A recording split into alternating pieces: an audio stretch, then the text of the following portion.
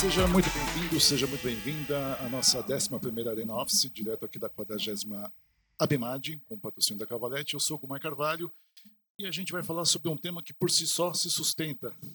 Infame, né? A gente vai falar sobre desafios para implantar um projeto sustentável. Mas ainda tem desafios para implantar um projeto sustentável? Muitos. Muitos. Bom, é o seguinte, estou aqui com um time que carece de apresentação, mas nem por isso vão deixar de se apresentar. Obrigado, Lula. Obrigado, Adriana. Obrigado, Guilherme, por terem aceito o nosso convite, estar aqui conversando. Gostaria que cada um falasse um pouquinho de si agora, por favor. Feito. Obrigado, Gilmar. Bom, eu sou o Lula, né, do escritório Super Limão, um escritório de São Paulo, que eu acho que a característica principal são projetos criativos, projetos que fujam ali do lugar comum. E a gente tem entre os clientes aí grandes big techs, bancos, uma turma bem ligada à inovação. E acho que acaba sendo uma área que sustentabilidade é muito importante, não que as outras não sejam, mas acho que são empresas que realmente acabam investindo nisso, até porque boa parte delas são globalizadas, então vem para cá. E a gente já faz projetos desse tipo aí há mais de 10 anos, né? Acho que o primeiro quase 20 anos. E então é isso. E aí a ideia foi convidar amigos que a gente já trabalhou muito nessa área para entender um pouquinho dessa visão, o que faz, né? O que faz sentido, o que não faz, o que a gente aprendeu e para onde vamos, se é que sabemos. Espero que continuem amigos, né? Sim, não, isso sempre. Bom, eu sou a Adriana, sou diretora do CTE, que é uma empresa de consultoria e gerenciamento na área da construção e atuo há 20 anos já nessa temática de construção sustentável, bem-estar, estudos de conforto, enfim, tudo que permeia essa temática da construção sustentável hoje em dia. O CTE é uma empresa de 35 anos, então já estou metade da vida do CTE atuando lá internamente com esse assunto.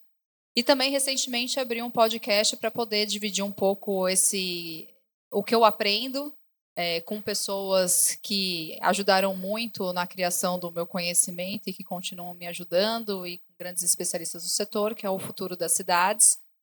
É um podcast que a gente fala sobre sustentabilidade, sobre democratização, sobre a saúde, o bem-estar, o verde, resiliência, enfim, uma pauta muito extensa com pessoas como o Lula, inclusive, que foi incrível a entrevista com o Lula lá no escritório da Super Limão. Então é isso, minha carreira é basicamente voltada à sustentabilidade no setor de real estate e construção civil. Boa tarde, eu sou o Guilherme, eu sou diretor comercial da Easy Construtora. Queria agradecer, em primeiro lugar, à Cavalete, à Office Connection, pelo convite para estar conversando aqui com colegas tão gabaritados, né, gente com tanta qualificação, e poder contribuir um pouquinho aqui na conversa com os pontos de vista, com os desafios que nós encontramos no dia a dia. Com certeza, vamos pegando o gancho de uma construtora, vamos construir muitas coisas hoje aqui, né? Eu vou aproveitar um pouquinho do gancho do que a gente conversou lá antes de começar a gravar, uma expressão que você usou, então permita-me usar. Sustentabilidade para algumas empresas é uma dor que precisa ser resolvida. Ou seja, ainda existe uma ferida aberta. Temos de meter o dedo nessa ferida? Eu acho que sim, né? Primeiro porque o mundo já não está aguentando né, tudo que aguentava antes. Mas a minha visão é que o sustentável não é uma coisa tão complexa quanto a gente criou. Basta dizer que a gente nem chamava de sustentabilidade, chamava de ecologia. E eu acho que boa parte disso é bom senso, né? Então, de certa forma, eu acredito que um projeto sustentável é um projeto em que o bom senso impera. Boas decisões, coisas funcionais, a escolha dos materiais, economia de energia. Se eu falar que eu quero fazer um escritório que vai gastar energia para caramba, que vai ser desconfortável, que de dia vai ter luz, ar-condicionado e vai custar mais caro, provavelmente você não me contrata. Só que boa parte dos projetos ainda são feitos assim. Entra a história dos projetos sustentáveis, mas eu acho que tem toda uma aura em volta deles que às vezes é justificada, às vezes não, né? Eu acho que boa parte deste projeto começa por uma boa interação, né, entre profissionais e esse cuidado se reflete lá na frente. Então, eu diria que sim. Então, hoje em dia, no escritório, a gente nem fala mais este projeto vai ser sustentável. A gente não consegue fazer de outra forma, porque a hora que você entende a maneira que funciona, que é mais barato, que é melhor para o seu cliente, que é melhor para a construtora, é melhor para o planeta, por que você vai fazer de outro jeito, né? Mas essa questão de bom senso, o René Descartes já dizia no início do discurso do método, aqui ao lado acadêmico, né, que o bom senso é a coisa mais bem distribuída do mundo. Todo mundo acha que tem o suficiente. Que não é isso, né? Verdade, verdade. E é legal porque assim, a gente tem aqui o processo, começo, meio, fim, digamos assim, né? E depois começa de novo, né? Dentro de um processo. Eu queria então ver agora com a Adriana um pouquinho mais dessa discussão dentro desse processo. Bom, o importante quando a gente fala da sustentabilidade, como o Lula trouxe, é que nasça dessa forma. Não que a gente não consiga incorporar no meio do caminho, mas obviamente que quanto mais tardia a decisão, maior o esforço de implantação, né? Então, o princípio da arquitetura, a arquitetura bem feita por si só ela é sustentável, mas o trabalho integrado do projeto ele é uma ação fundamental dentro desse conceito, né? Eu acho que o que eu percebo nesses 20 anos de atuação é que no começo da minha carreira eu tinha e vivenciava muito mais discussões de início de projeto integradas do que hoje, por exemplo, eu vivencio. Então, é cada um olhando para o seu umbigo de disciplina e depois tendo o trabalho de compatibilizar assuntos que não conversam entre si e, com isso, a gente tem uma queda substancial de qualidade de projeto e a qualidade de projeto é um princípio básico da sustentabilidade de uma edificação. Fora isso, a gente tem o desafio educacional como um todo, se a gente pensa no começo, no meio e no fim, que é a atualização técnica de dados sobre a forma como a gente projeta, como a gente constrói, inclusive como a gente vai operar. Por que eu falo isso? Porque, obviamente, que quando a gente inicia o projeto, a primeira referência fora o programa de necessidades do cliente, as condições de entorno, né, do terreno, são as normas. E as normas, por si só, são obsoletas, porque elas não se atualizam para e passo com as mudanças que a gente vem acompanhando.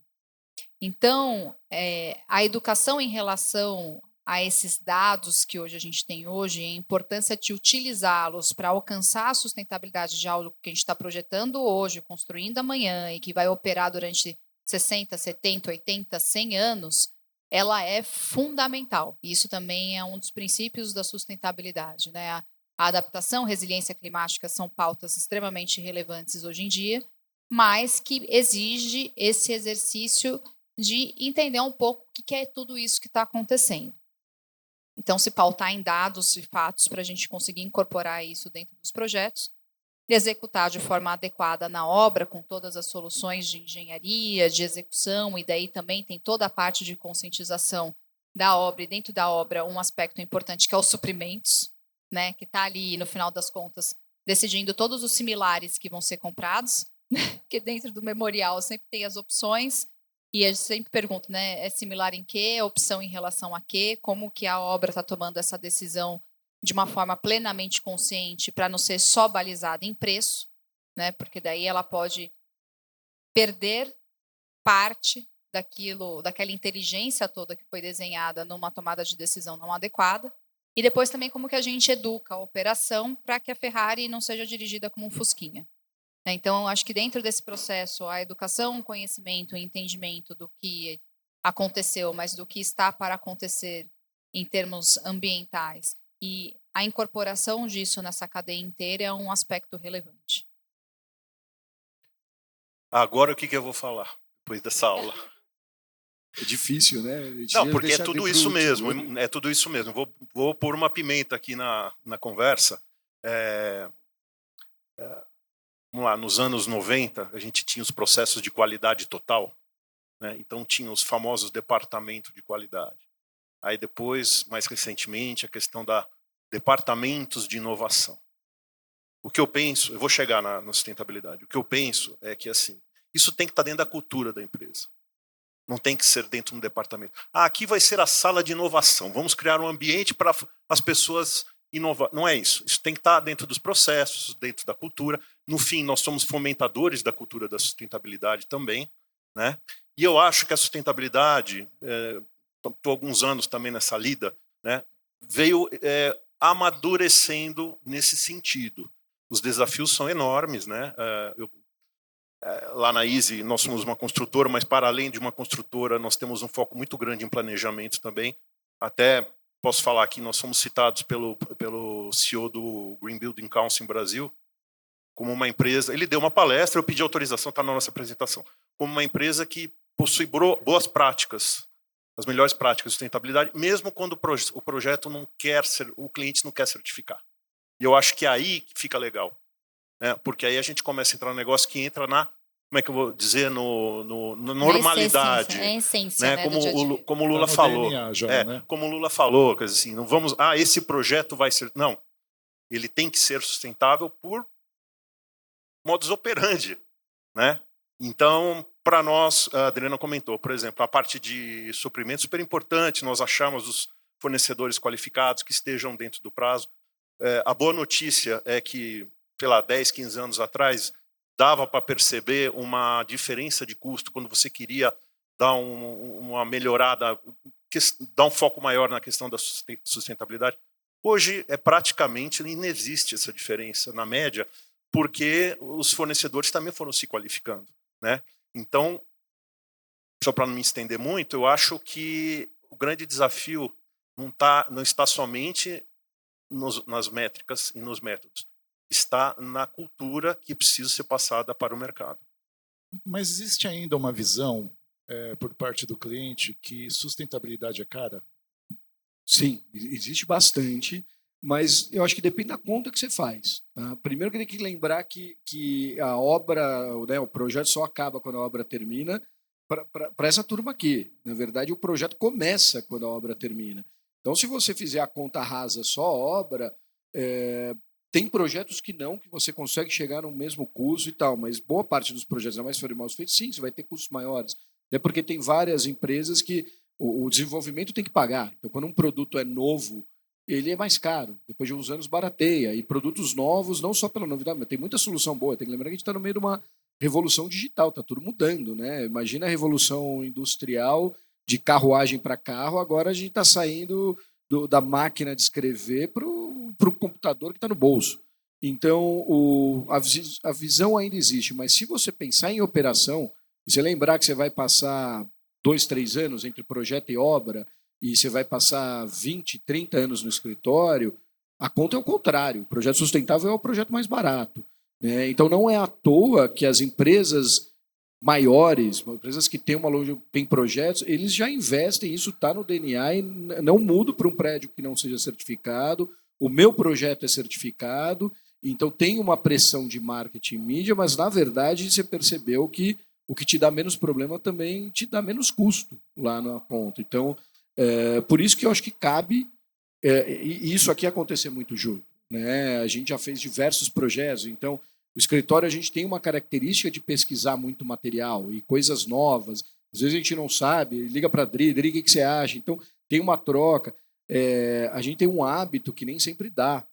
Ir até um certo ponto no anteprojeto, ou talvez e já chama uma construtora, 2, 3, comece a escutar o que quem vai construir tem para dizer daquilo. Senão acontece o que a Adri falou. Né? O que a Guilherme falou, começa a mudar projeto na hora que você não tem tempo, e aí a escolha vai vir só de custo.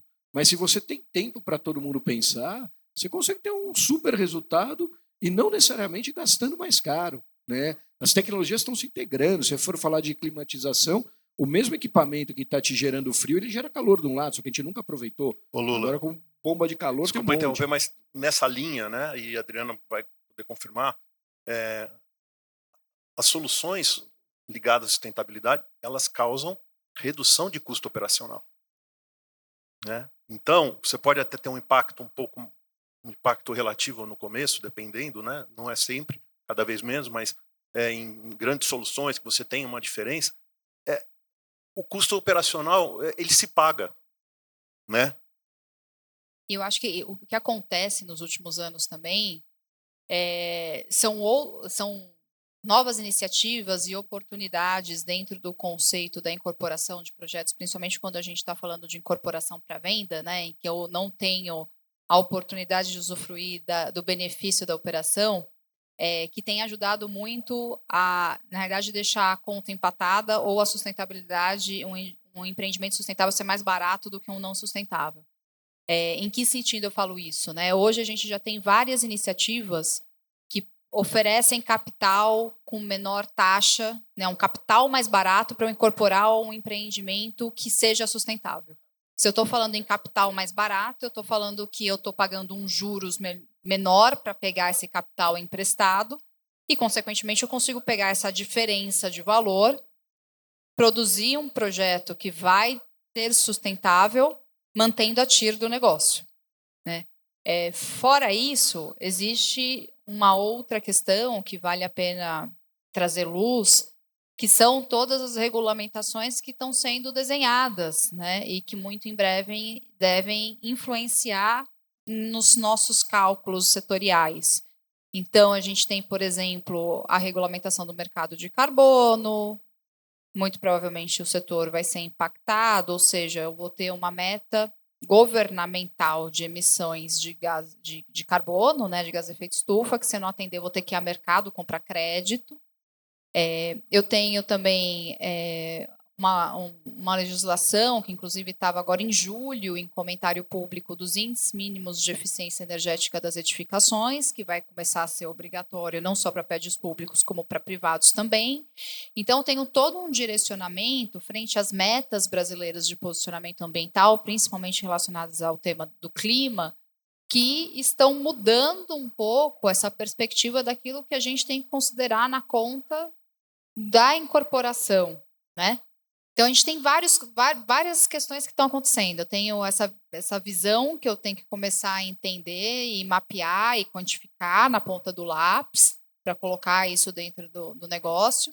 Mas eu tenho a oportunidade. E a oportunidade hoje está nesses capitais com taxas incentivadas. Então, você vê, por exemplo, uma AFC, um Banco Mundial, com o objetivo de 35% dos recursos obrigatoriamente serem investidos em atividades econômicas ambientalmente sustentáveis, né, num curtíssimo prazo. Agora, eu não sei exatamente até que ano eles têm que cumprir isso, mas daqui 2, 3 anos eles têm que atingir essa margem. A gente está falando de muitos milhões de reais disponíveis, e quando você senta com o IFC num bate-papo aqui no Brasil, ele fala: eu tenho dificuldade de achar projeto.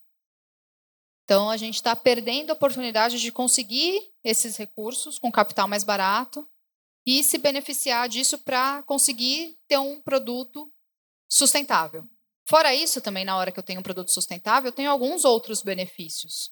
Se a gente fala para o setor residencial, que é um setor difícil, né? Acho que de todos é o mais difícil, você já tem localidades que dão benefício em redução de IPTU.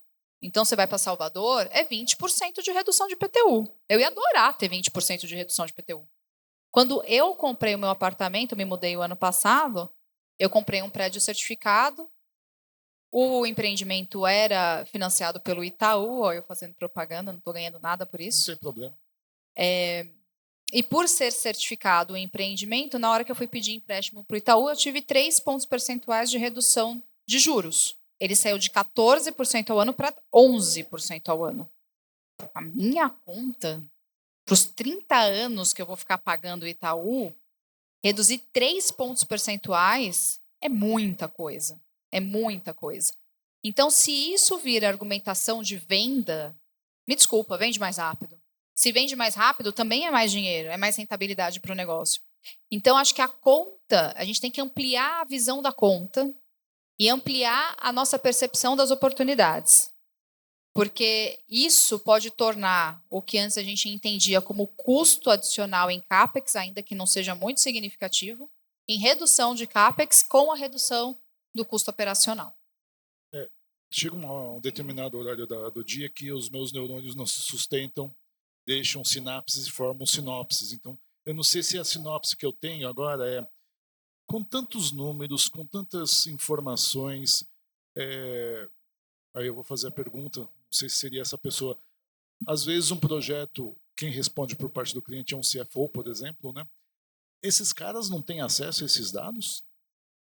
Posso falar a verdade? A grande maioria não faz a menor ideia. E tem coisas muito bacanas acontecendo no mercado. Vou dar um outro exemplo que aconteceu em fevereiro desse ano. Vou falar nome de empresas também, mas não estou ganhando nada por isso. A Tegra, mas é público, né? Conseguiu fazer um CRI verde com taxa de CDI mais 0,6%, que é nada de taxa, uma taxa assim de amigo para amigo, porque era um CRI verde, e conseguiu 322 milhões com a contrapartida de que os empreendimentos seriam certificados. O entendimento do setor imobiliário em conseguir fazer uso dessas ferramentas, CRI verde, Green Bonds, chegar numa FC e saber que eles têm as linhas de crédito incentivadas, etc., ainda é muito baixo, mesmo no C-level. Porque a cultura e o padrão, ele é tão forte na construção civil que furar essa bolha ainda é para poucos. Aliás, pouquíssimos fizeram.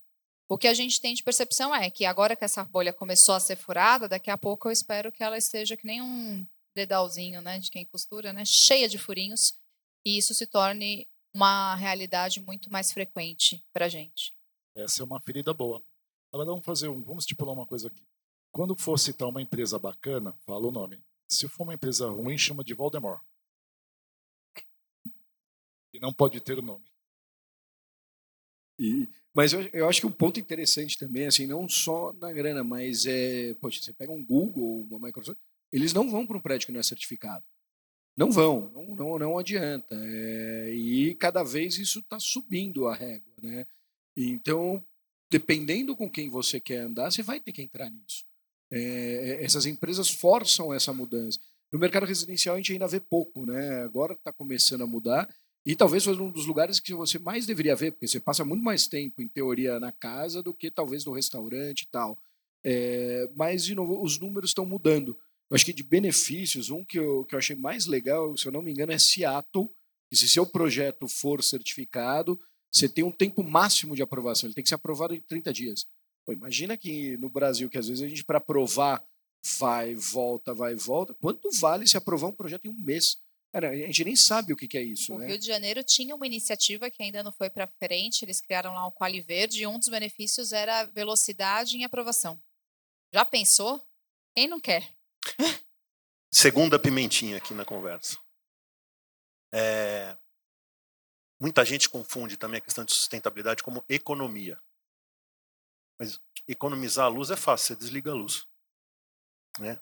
Então, nessa questão da cultura, eu acho que é uma luta que a Adriana está tantos anos travando, né? Para levar também para o mercado, que é a questão de conservação de energia, racionalização, talvez até a palavra melhor. Né?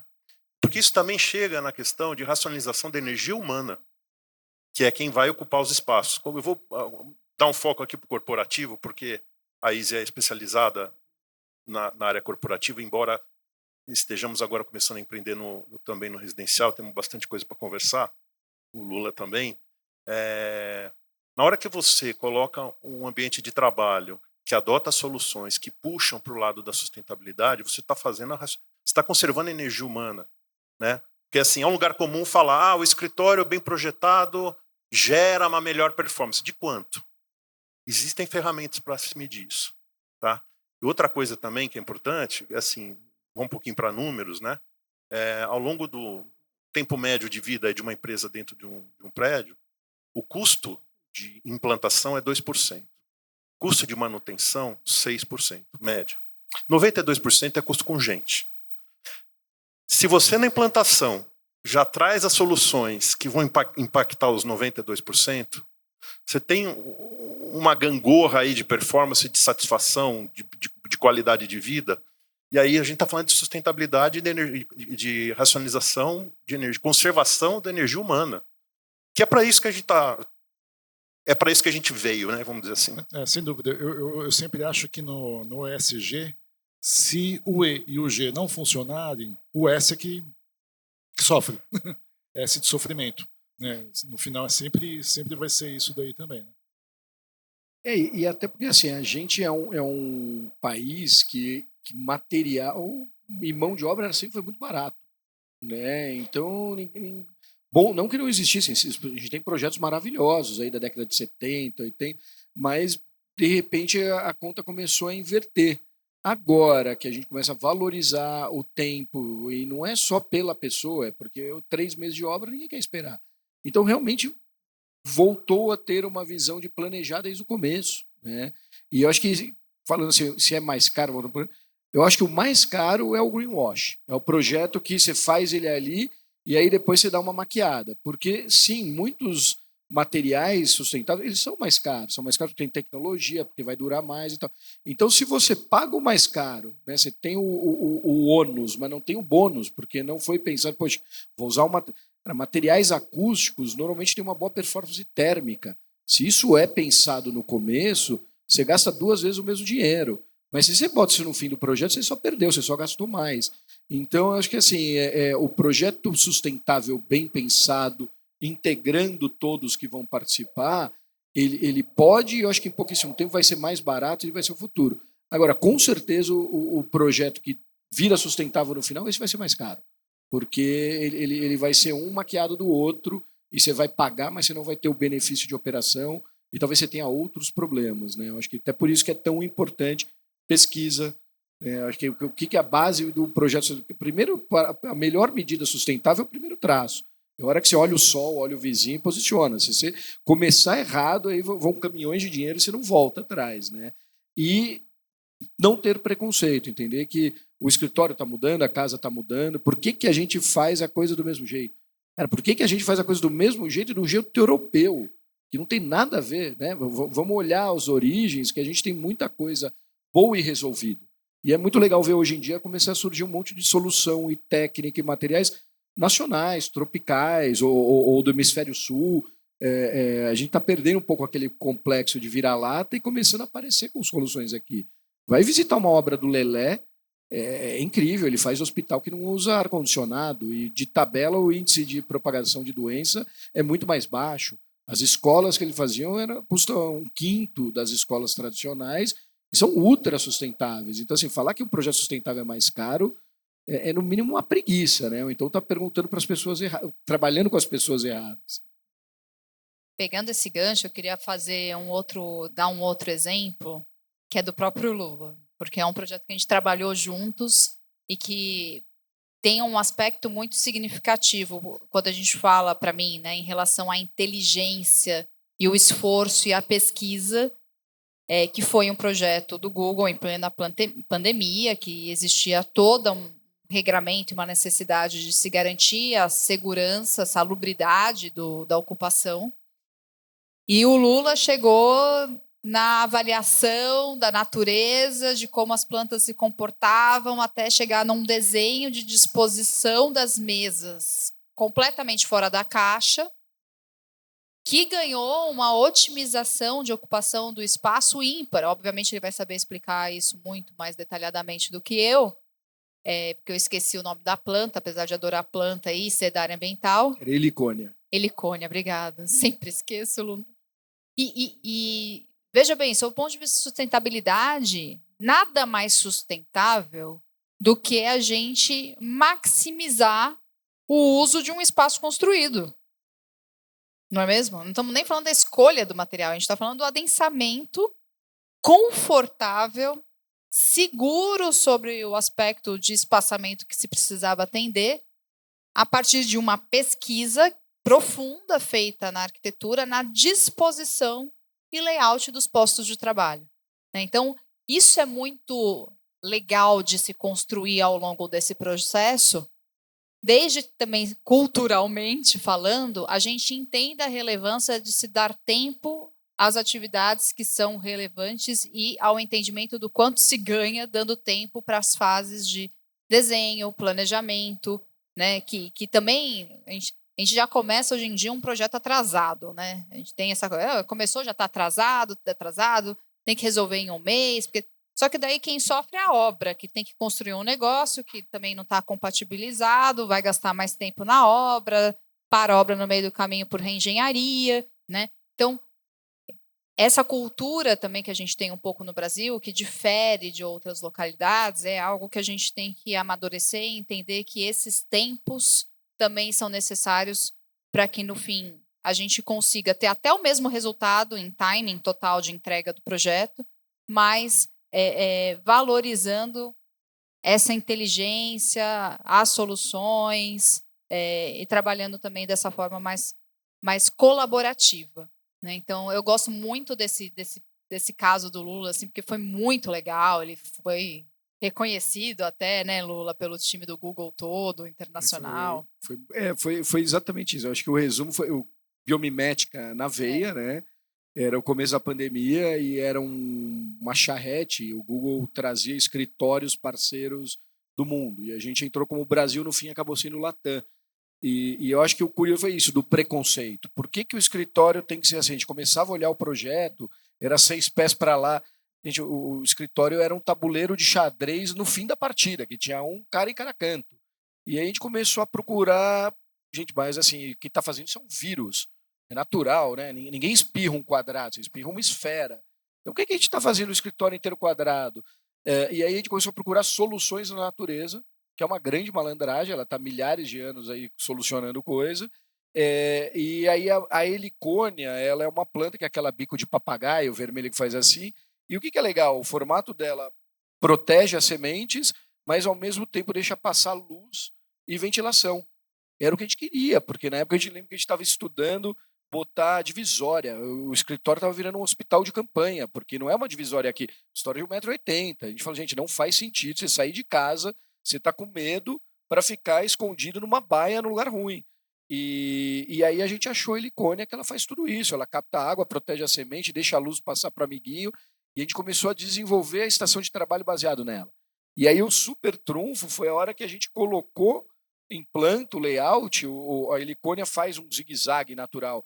O layout, em vez de ficar todo cartesiano, ele criou zigue-zagues. Né? E o ponto mais rápido entre dois é sair numa diagonal, uma linha reta. Isso mudou o desenho do escritório inteiro. A gente botou 20% mais gente, com toda a qualidade necessária para né? Imagina o que era uma Big Tech em pandemia. Assim, as restrições eram altíssimas. E no fim custou a mesma coisa. Quer dizer, qual que foi a maior economia? Não importa, a gente botou 20% a mais. Quanto custa 20% de metro quadrado num prédio AAA? Né? E na real é isso. O legal da fase de projeto é que tem, sei lá, acho que um dos maiores que a gente fez ali devia ter o quê? Umas 60 pessoas. Era um projeto grande entre arquiteto, projetistas complementares. Tem brincando, passa de 50 pessoas. Né? Agora a obra são 300. Né? Na fase de projeto, eu vou falar, gasta papel, nem papel você gasta mais. Na obra você gasta drywall, você gasta coisas muito mais caras.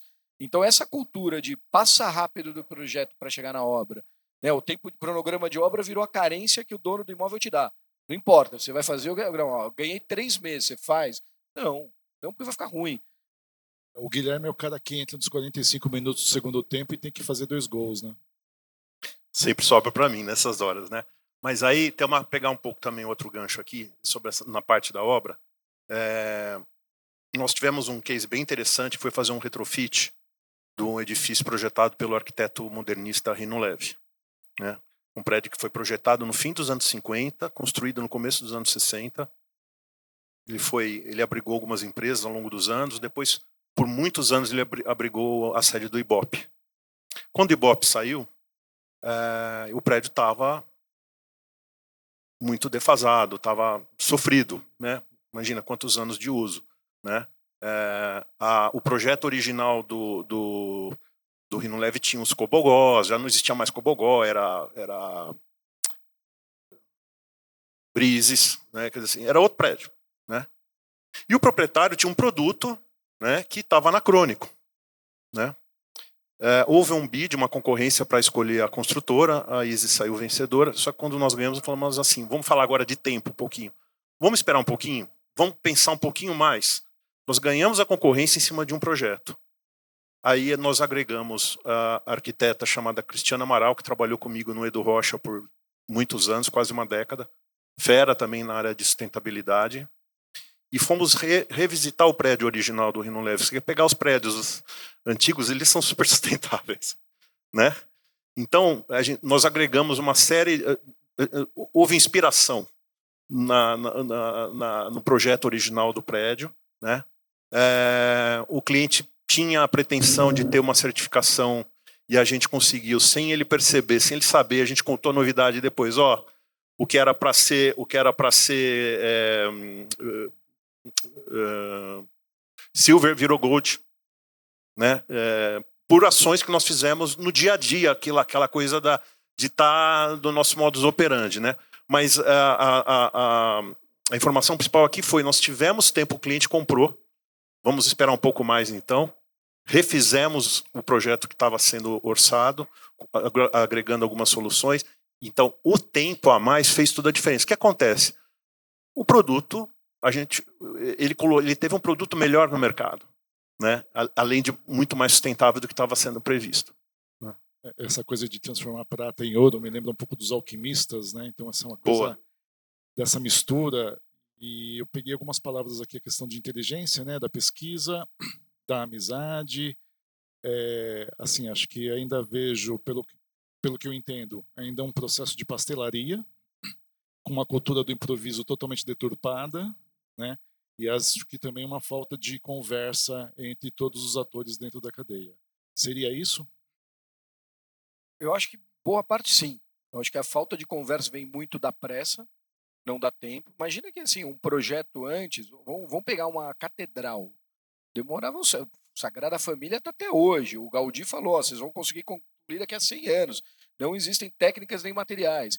Mas tinha-se tempo para projetar, né? E então você chegava em boas soluções. Agora não tem mais tempo, né? Então começou a virar um salve-se quem puder, e aí o projeto não é integrado. Quando a Adri ou o Guilherme trazem uma informação, puta, já foi projetado. E aí o que eu vou aproveitar daquilo se já passou aquela fase?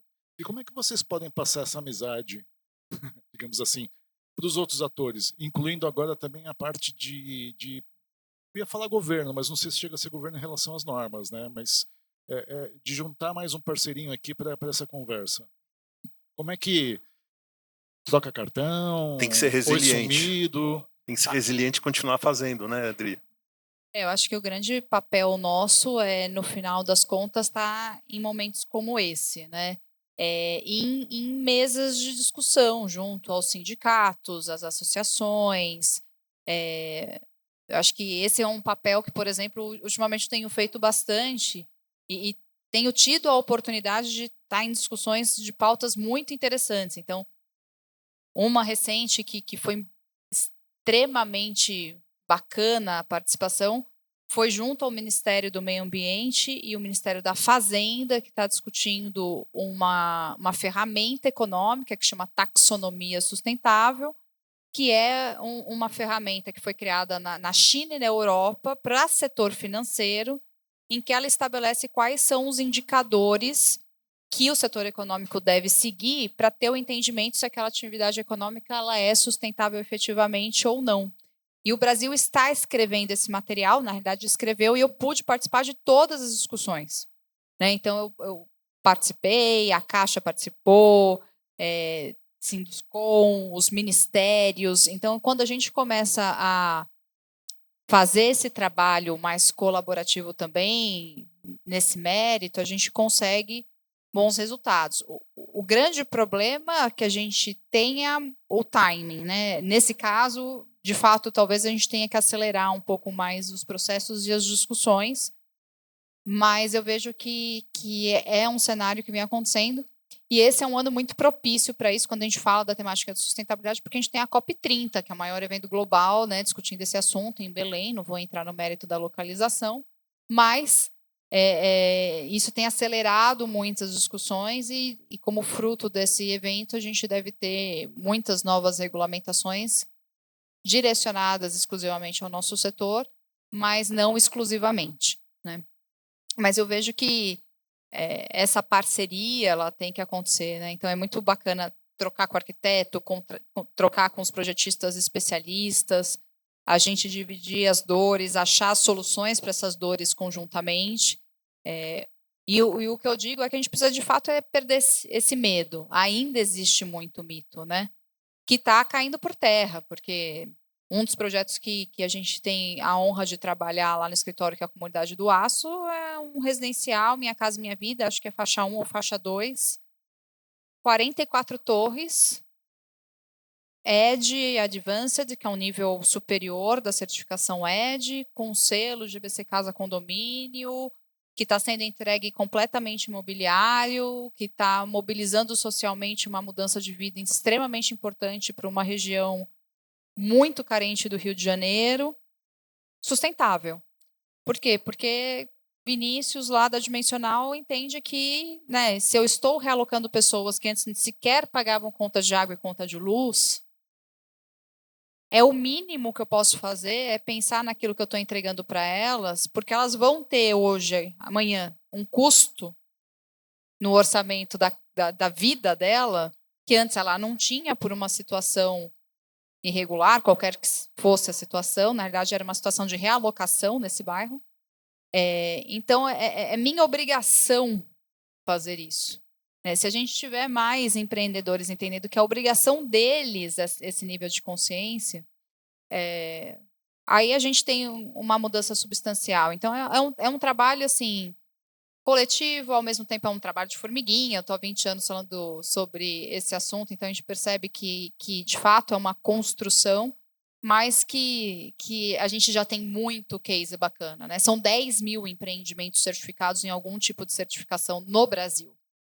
Obviamente que diante do mercado imobiliário isso é muito pouquinho, mas não é um número desprezível, e quando a gente olha a curva de crescimento, e a certificação, na realidade, também é uma ferramenta só para chancelar e a gente minimizar o greenwashing, né? Ter indicadores calculados a partir de uma metodologia para que a gente tenha referência numérica, né?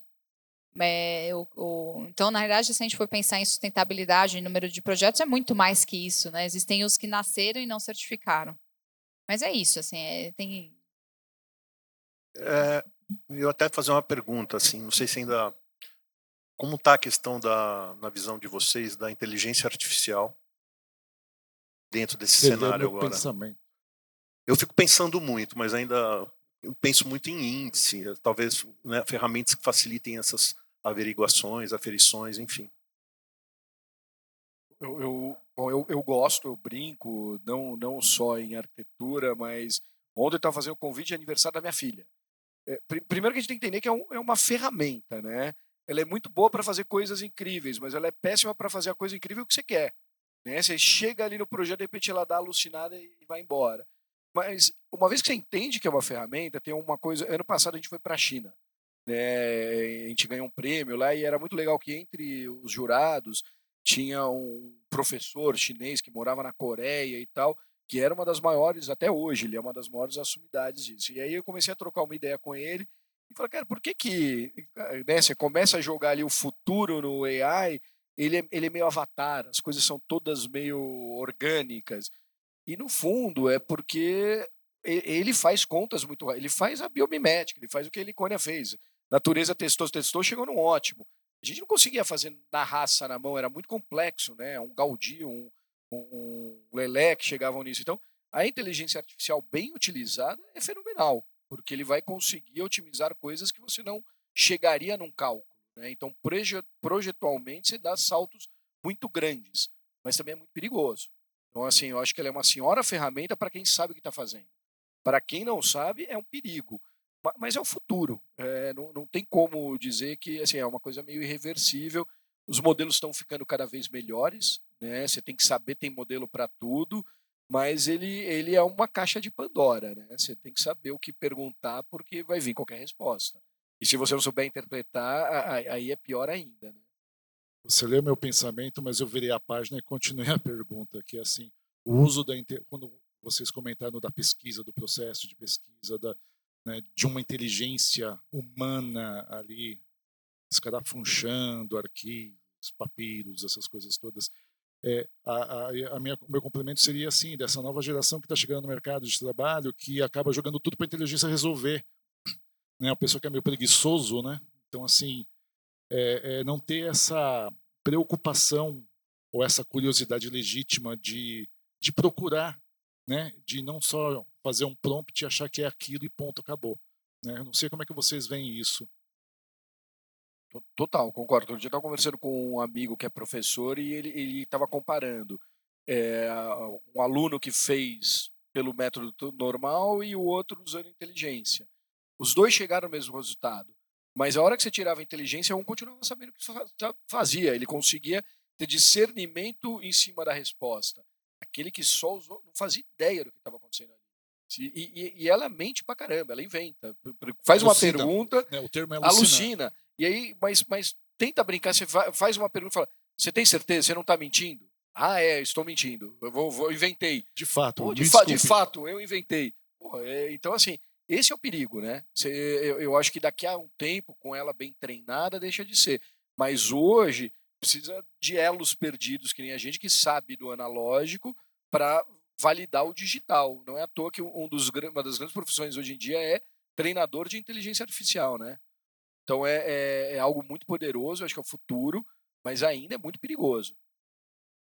Eu acho que a análise crítica ela vai ser talvez a soft skill mais necessária no futuro, né? Então você sempre tem que duvidar daquilo que está saindo, daquele resultado e saber a lógica, o racional por trás do processo. Então ela vem agregar muito, né? Se a gente pensar nas simulações, nessa geração de dados, nesse entendimento de comportamento,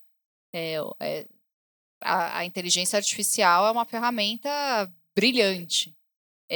Na operação predial, né, entender o comportamento do edifício, analisar fluxo de dados, quantas pessoas entraram, o que elas estão fazendo, ler os dados de qualidade do ar, modular o sistema de ar-condicionado em função disso para ganhar performance, entender se vai ficar frio, se vai ficar calor, ajustar a operação do prédio para tornar ele muito mais parecido com um organismo vivo e responsivo, né? A gente vai ganhar muita performance com a inteligência artificial. A gente tem muito potencial para isso. Mas, sob o ponto de vista da inteligência, né, do projeto, das soluções, é uma máquina e ela nunca vai pensar como humano. Né? Eu acho que isso é um fato. Ela nunca vai conseguir compreender a complexidade e toda a ancestralidade que a gente tem, cerebral, né, tudo que nos conecta, isso por princípio, por ser uma máquina, por mais que a gente ensine. Né? Então, acho que conseguir compreender isso e conseguir posicionar a inteligência da forma mais assertiva possível vai trazer benefícios em todas essas pontas, né? Vai acelerar muito mais os processos, vai fazer com que a gente possa curtir talvez muito mais a vida, ter mais tempo livre e tudo mais, mas tem os seus cuidados e a análise crítica de tudo que é gerado por ela hoje e por mais que ela melhore do que ela vai gerar no futuro também. É meio paradoxal, né, a palavra artificial linkada para um assunto sustentabilidade, né, porque a gente vai para o natural, né, mas tirando a brincadeira, eu entendo que ela possa ser Adriano usou a palavra acelerar, né, pode ser uma ferramenta para acelerar essa disseminação de cultura, de soluções que favoreçam a implantação de soluções sustentáveis. Eu acho que ela pode ser essa ferramenta. A inteligência artificial, ela emula, né? E às vezes é mula, porque ela alucina. Eu sempre tenho a ideia de que um dos pontos assim que mais pegam quando você fala de sustentabilidade é a obra. Não sei. E é engraçado porque a gente fala um pouco de ancestralidade e a obra em si é algo que a tecnologia no dia a dia não tem tanto impacto, né? Precisa lá do pedreiro, do pessoal para construir tudo mais. Como é que você está vendo hoje, Guilherme, essa questão, esse impacto e essa cobrança? Né? Eu gosto, me veio aqui uma imagem daqueles filmes que o cara vai fugir da cadeia e começa a descartar a areia, né, pelo pé, assim, no pátio. Né? Então, imaginando a questão de descarte. Então, como é que você está vendo, pegando gancho de tecnologia, de todas essas etapas que a gente está passando, de aplicar isso num lugar que ainda é muito parecido com o que se fazia muito antigamente? Bom, vamos lá. Você tem razão. Assim, tem uma parte crua ou dura do trabalho que não é difícil mudar. Né? Você tem hoje impressora 3D que ergue parede, assim, mas vamos trazer para os dias de hoje, para um futuro até quase em curto, médio prazo, a parte dura do processo da obra não vai mudar, o que a parte da inteligência, na parte de como que a gente vai fazer aquilo. Então, se antes eu fazia uma obra em tanto tempo, hoje eu consigo fazer em menos tempo. Se antes eu adotava determinadas medidas, hoje eu consigo adotar aquelas medidas com mais performance. Né? É nesse sentido. Né? Voltando um pouquinho aqui para a inteligência artificial, meu pai tem 91 anos, é cirurgião ortopédico e trabalha até hoje. E eu acho que ele falou um negócio para mim que muito à frente do que eu pensei sobre inteligência artificial. Ele falou: a inteligência artificial pode substituir o médico, mas não vai substituir o enfermeiro. Né? Lógico que não vai substituir o médico, vai ajudar muito o médico. Então, para a obra, vai ajudar muito a construtora na parte da gestão. Mas a construtora tem um papel ainda de enfermeiro, de pôr a mão na massa, que eu acho que aí a tecnologia tem que pensar um pouquinho mais para frente. Né? Hoje é bem na parte de gestão mesmo. E ajuda muito. Viu? Eu ia complementar assim, eu acho que a obra do futuro cada vez menos vai ser construída e cada vez mais vai ser montada. Então, o futuro é modular e o futuro é pré-fabricado. Você sempre vai ter algo local, até para sair daquela coisa dura, o artesanato, mas dentro de uma fábrica, nem que você leve o equipamento, você tem muito mais condição de aproveitamento, de baixo desperdício. Né? Numa fábrica, o que sobra aqui, você não joga fora. A obra, antigamente, você cortava ali o pontalete e mandava embora. Ninguém ia pensar, preciso de vou na pilha de pontalete achar um de 30 centímetros. Mas a partir do momento que isso foi para um processo fabril, no projeto, a gente já projeta entendendo o que vai cortar e que esse daqui, né, se você for hoje ali no gasômetro, existem N lojas que você compra madeira cortada, você fala as medidas, ele coloca na tua frente no computador, faz o romaneio, o corte, corta tudo e aproveita inteiro. Antes você ia comprar, cortar tinha muito desperdício. Então, assim, essa mudança é muito grande. E de brinde ela traz muita coisa. Ano passado eu visitei um prédio em Londres, do Google, e era muito legal, porque assim eles tiveram uma sacada muito grande. Eles construíram todo o prédio, todo o core, e as compartimentações eram todas feitas com painéis pré-fabricados, super bonitos, de madeira, então tinha acústica, tinha tudo, mas era um Lego. Primeiro que eles cortaram a fase de obra 30% antes, porque terminou, acabou. E depois, tudo passou a ser mobiliário. Então, o aproveitamento era muito maior. E no futuro, qualquer mudança, você não quebrava. Você desmontava e montava de novo. A gente teve uma experiência parecida quando a gente fez a Toca do Urso da Ambev, lá em Ribeirão, na Colorado, porque era dentro da fábrica. Era uma senhora encrenca, porque tinha que ter todas as certificações para trabalhar numa fábrica e todas as certificações para trabalhar com obra. Devia ter uns 3 caras no planeta que tinham tudo isso. Então a gente teve que todo mundo, eu tirei certificação, todo mundo, para poder frequentar a obra. E aí quando terminou o projeto, foi tão bom que eles chamaram a gente de novo. Então foi uma alegria e uma tristeza. A gente falou, nossa, vamos passar por tudo isso de novo. Como é que a gente muda? Eu falei, cara, como é que a gente tira a obra da obra? Cara, vamos. Foi um dos primeiros projetos que a gente fez parametrizado. Então no fim a gente fez uma sala inteira que na verdade era tipo aquele barquinho de madeira balsa que você brincava quando era criança. E o brinde, além da gente ter essa liberdade de não ser obra, então era muito mais fácil, podia trabalhar de dia e tal, foi muito interessante a parte de custo, porque a gente orçou com o marceneiro fazer o tradicional, e eu lembro que custava acho que 30 mil reais e o cara pediu 60 dias. A gente orçou com uma dessas empresas makers, que hoje em dia tem um monte, o custo caiu para 15 mil reais em uma semana. Eu lembro que eu liguei e falei, gente, não dá. Pode aumentar a tua margem, porque vai acontecer alguma coisa, e aí você não vai entregar. Aí ele foi lá e aumentou. Possou para 20 mil e pediu 2 semanas. No fim, entregou antes e gastou menos. Por que isso aí acontece?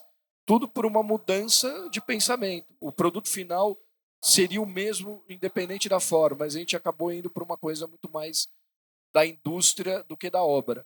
E hoje, quem está fazendo a gente sentir isso são certificações e o bolso, né? No fim, é uma obra mais rápida, é uma obra mais barata.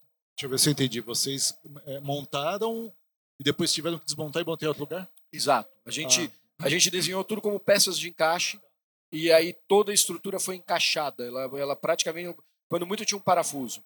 Foi uma obra seca e toda pré-planejada. A gente disputa às vezes aqui com a poluição sonora, assim, infelizmente. Mas o teu projeto lembrou um pouco. Eu estou lendo o livro do Marcel sobre o gibizão da arquitetura moderna e fala do Palácio de Cristal, não é? Que foi eu como jornalista, assim, para mim foi uma grande descoberta. Que eu não tinha a menor ideia do que tinham feito isso bem lá atrás. Bom, vamos lá. Respira fundo. Você chegou a falar uma hora a palavra preconceito, né? E eu queria. A gente está chegando no final e óbvio que essa aqui não vai ser a pergunta final.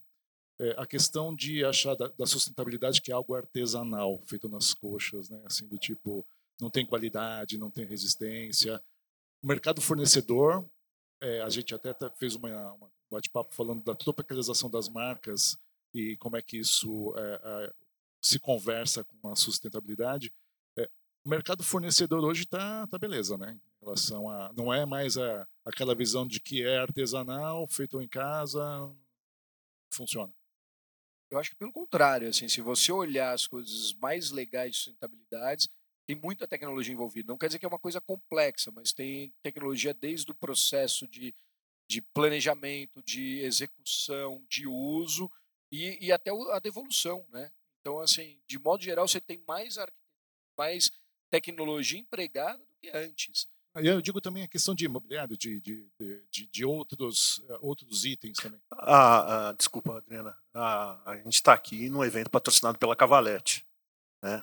Tem muita coisa, é quase 100% aqui industrial, né?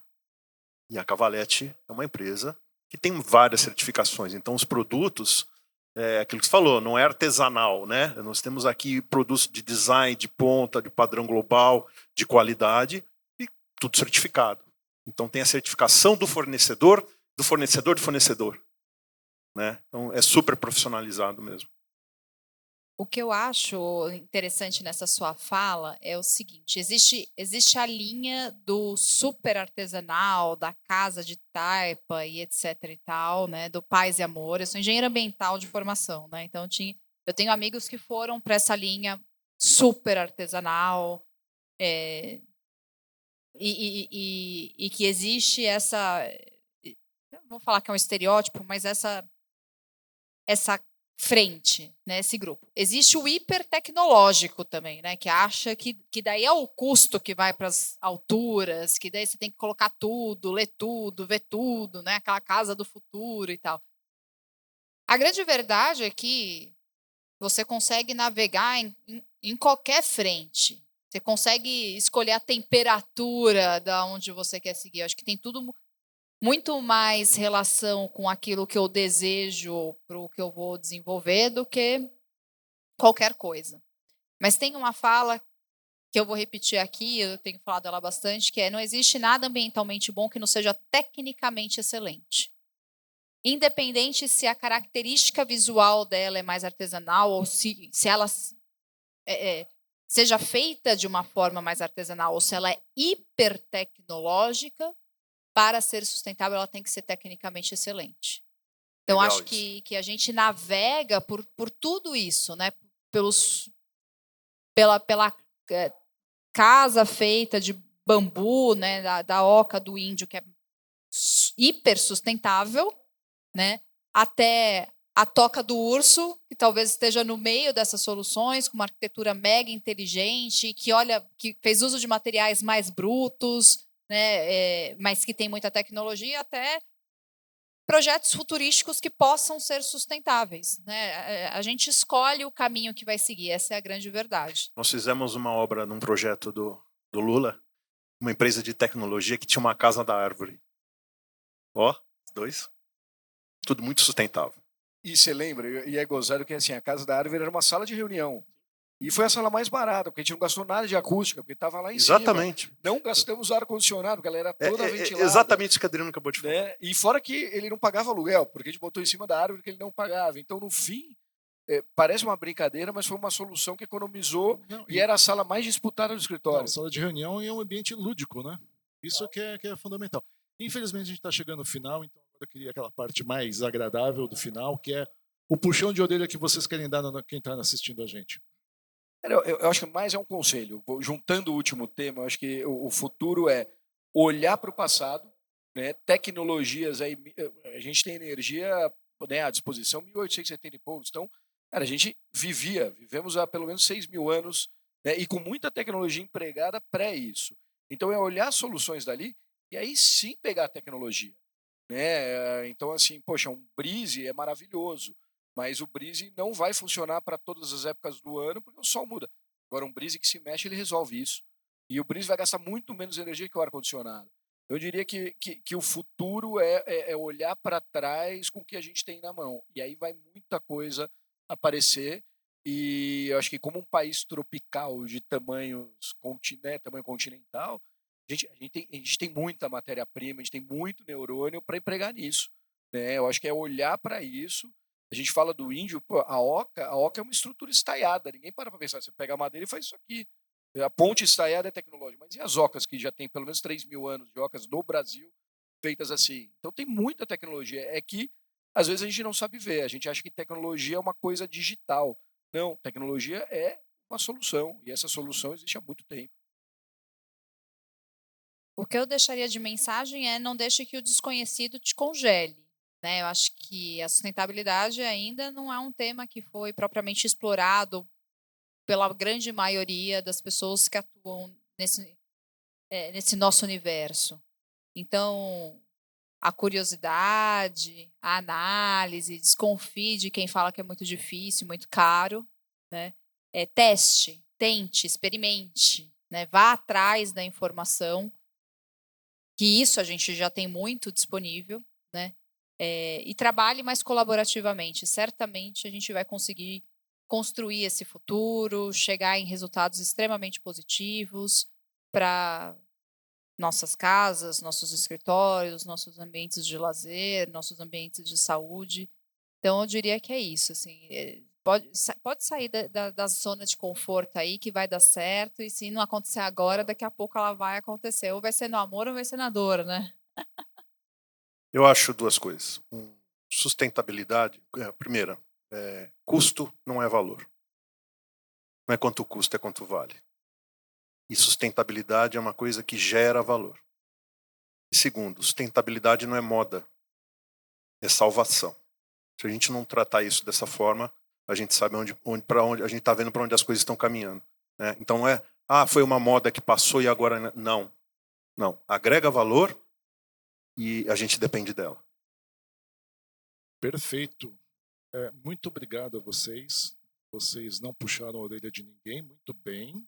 Né? Mas eu vou puxar a orelha de você que não se inscreveu no nosso canal no YouTube ainda para assistir de novo essa conversa e tantas outras que a gente tem. Muito obrigado e até a próxima.